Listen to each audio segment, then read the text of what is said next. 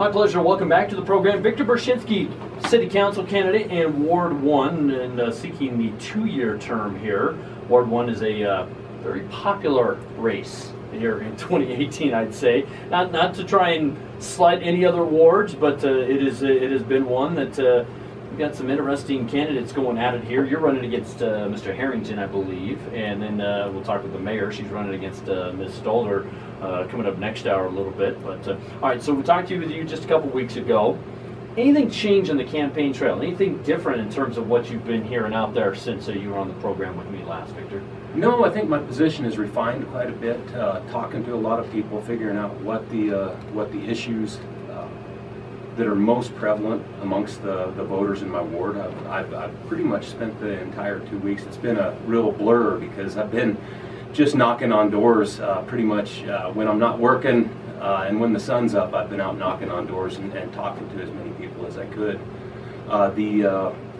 The prevalent issue still appears to be infrastructure. That is the over and over the common thread amongst all of them.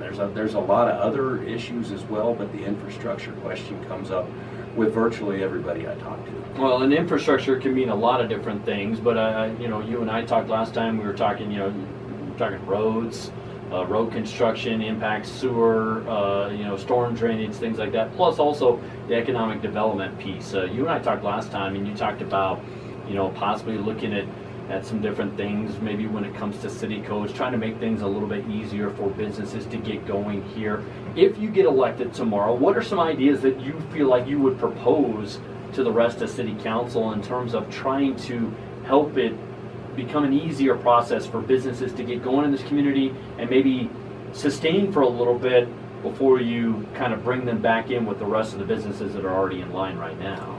Absolutely. I think one of the first things we would look at would be the Uniform Development Code that specifies what people can do when they're looking at new developments, and also on remodeling of existing properties. I know we have a lot of businesses in the gateways to the community, both Snowy Range, North 3rd, South 3rd, that would like to improve.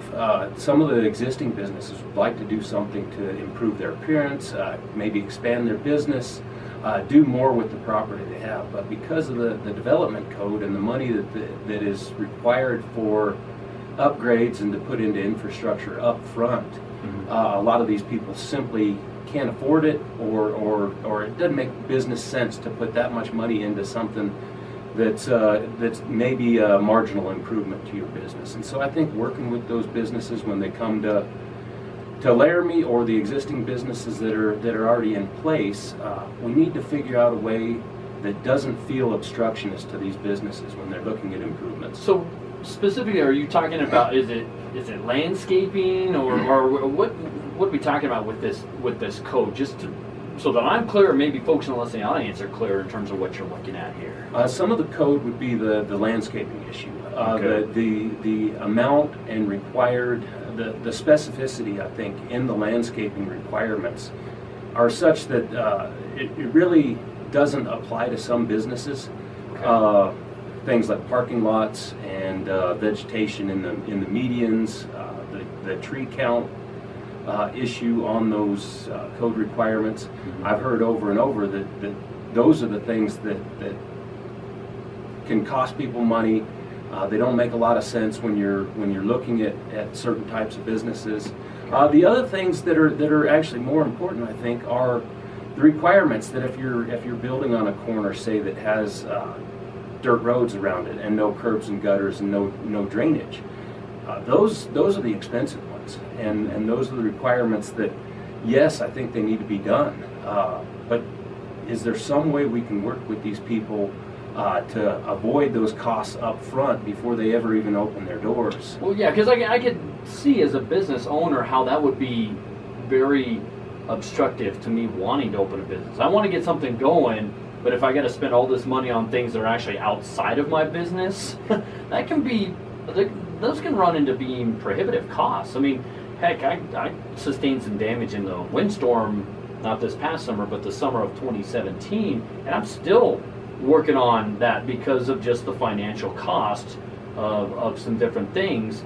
So I can only imagine what that's like for a business trying to start almost from scratch, basically, in this community. Well, and that's not even starting from scratch. You're starting in a big hole if you have those costs up front in a business that these business owners are taking a chance. Every time they open their doors, they're taking a big chance, and if they're starting in that big of a hole up front with the requirements on their building and their location, I've heard it firsthand from several people who have looked at development and either made the decision not to do it or to delay improvements because of requirements up front. So you're talking about a gradual, maybe after so much time, you take care of this, after a little bit more time, you take care of this, something along those lines, type of a kind of a gradual process of getting some things taken care of? Or? I think we can't make it indefinite. I think there has to be a fixed time period where we say, okay, we'll give you 5 years or 8 years or 10 years to get up to speed on these improvements. Well, some people might say years would be too long, though. Right. Okay. But I mean, there has to be some limit to where we put that demarcation. But let them get up and running. Let them.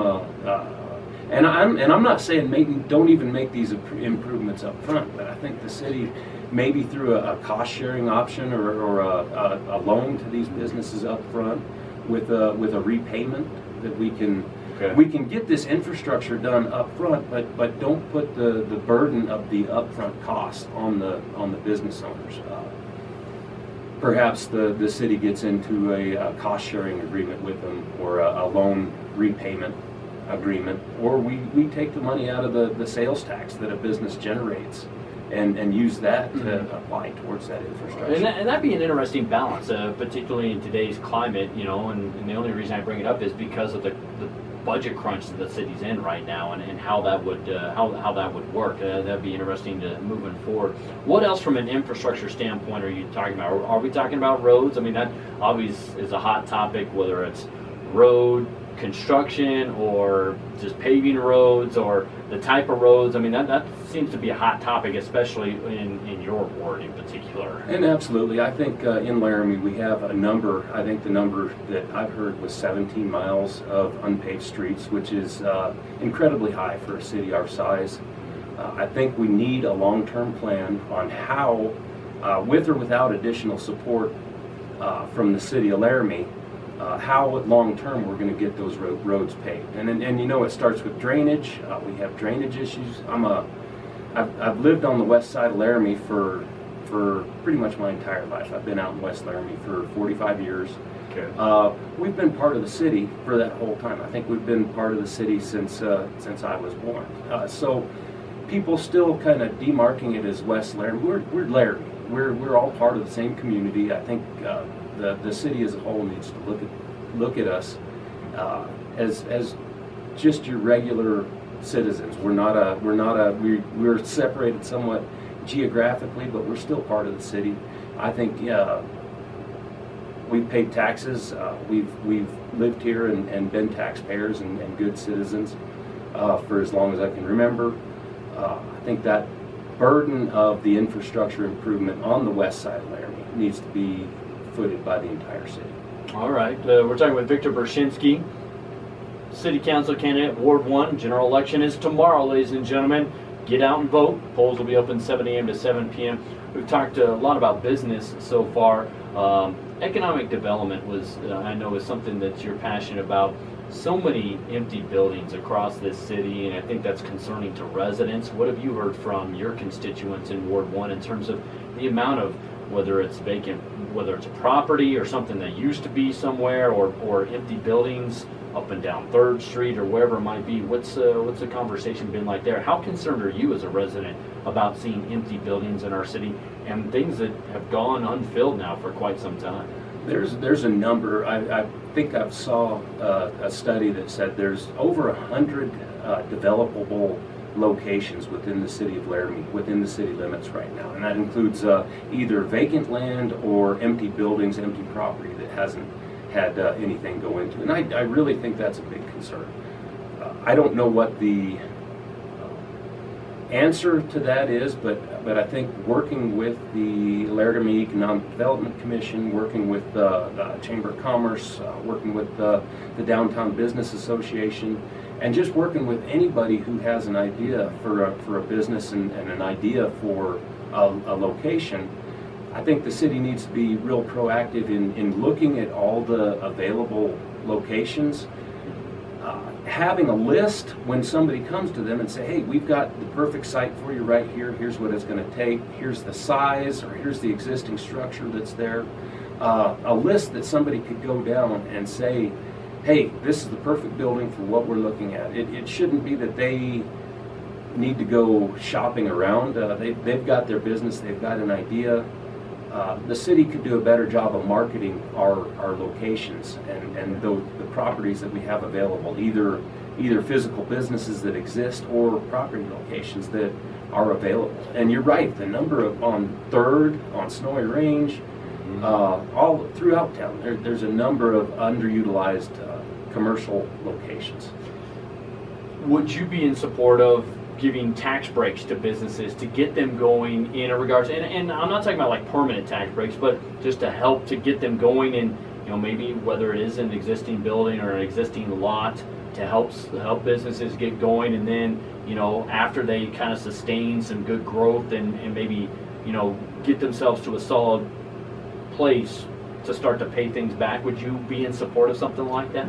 Well, for one, I'm not sure what existing taxes, what kind of taxes we levy on existing businesses beyond the sales tax. The sales tax, of course, on products sold, but beyond things like property tax, I think we have a very low property tax. But if that's a concern, I would certainly be amenable to look into it. See if that's the major cost.